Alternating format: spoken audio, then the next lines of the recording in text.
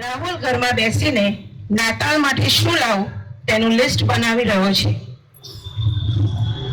અને થોડી વારમાં તેના મિત્રો ઘરે આવે છે.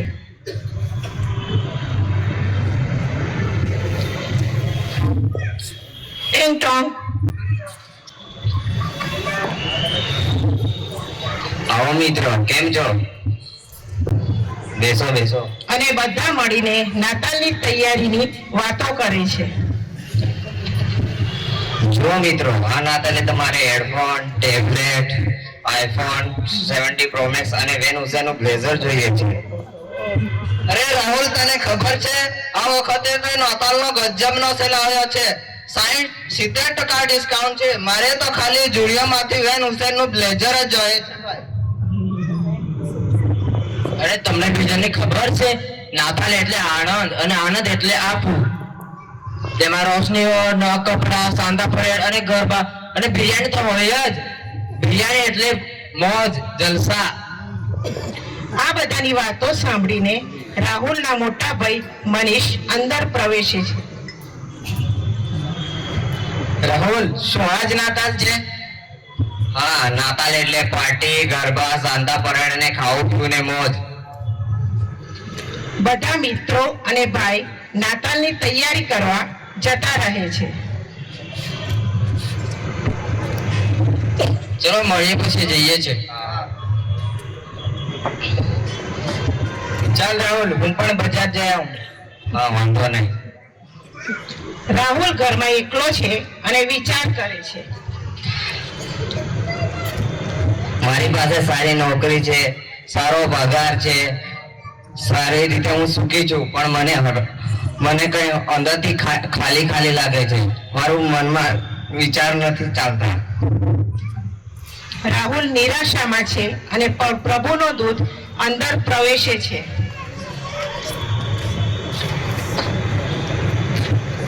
રાહુલ, તમે કોણ છો? હું દૂત, પ્રભુનો દૂત, નાતાલનો ખરો અર્થ જણાવવા આવી છું.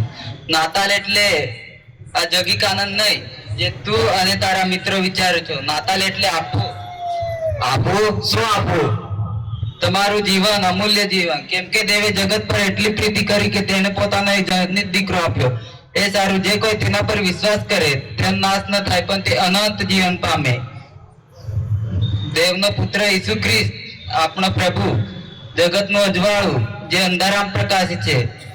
નાતાલ એટલે જગતનું અજવાળું. હવે કોઈ જગીક આનંદ નહીં, કોઈ દુનિયાવી આનંદ નહીં. આ બધો તો ક્ષણિક આનંદ છે. ખરો આનંદ તો ઈસુ છે. દૂત વિદાય લે છે અને રાહુલના મોટા ભાઈ રૂમમાં પ્રવેશે છે. ટિંગ ટોંગ. ઓ ભાઈ. અરે રાહુલ, બહુ ખુશ લાગે છે. હા ભાઈ, હવે મને ખબર પડી. નાતાલ એટલે ઈસુ, જે ગભણમાં જન્મ્યો તે. રાહુલ, હવે તને ખરી નાતાલ શું છે તેની ખબર પડી. રાહુલના મિત્રો નાતાલની ખરીદી કરવા જવા માટે રાહુલને લેવા આવે છે.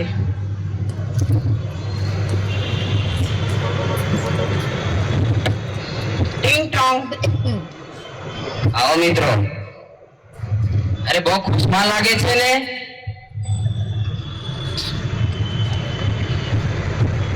અરે રાહુલ, જો કપડા લેવા બજારમાં જઈને તો બધો સેલ પૂરો થઈ જશે. હા, ચલ રાહુલ, જઈએ બજાર. ના મિત્રો, આ વખતે આપણે ખરી નાતાલ ઉજવીશું. આપણું પ્રભુ ઈસુને જીવન સોંપીને. હવે કોઈ જગીક આનંદ નહીં, પણ જે પ્રભુ ઈસુ જે ગભાળમાં જન્મ્યો અને મારા અને તમારા બધા માટે વધસ્તંભ પર જડાયો તે. સર્વ મિત્રો ભેગા થઈને પ્રાર્થના કરે છે અને પોતાનું જીવન પ્રભુ ઈસુ ખ્રિસ્તને સોંપે છે. ચાલો આપણે સાથે મળીને પ્રાર્થના કરીને આપણું જીવન પ્રભુ ઈસુને સોંપીએ. यीशु नाम मेरा, यीशु नाम मेरा, मेरा जीवन सवर गया, मेरा जीवन सवर गया. यीशु नाम मेरा, यीशु नाम मेरा, मेरा जीवन सवर गया. मेरा जीवन संवर गया. હેલો, જોયું આપણે આજે રાહુલના જીવન પરથી કે રાહુલ જે નાતાલ વિશે વિચારતો હતો એ જગીક આનંદ હતો અને દૂતે એને જે ખરી નાતાલ છે ઈસુ ખ્રિસ્ત એ નાતાલ એને બતાવી.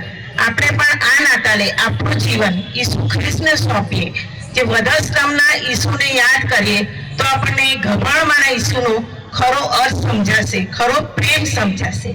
Thank you.